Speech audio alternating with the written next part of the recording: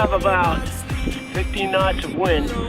I'm going to try my trainer kite with the land board. Alright, let's give it a shot.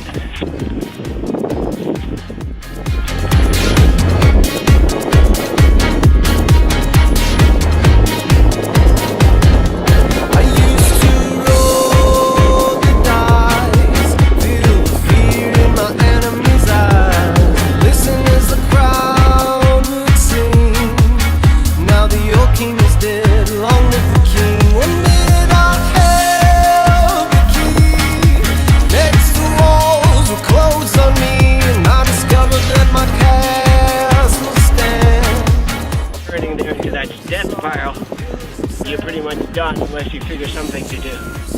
The control lines get tangled, and that's how people get hurt because the kite just pulls you. This is the release that we can see right there.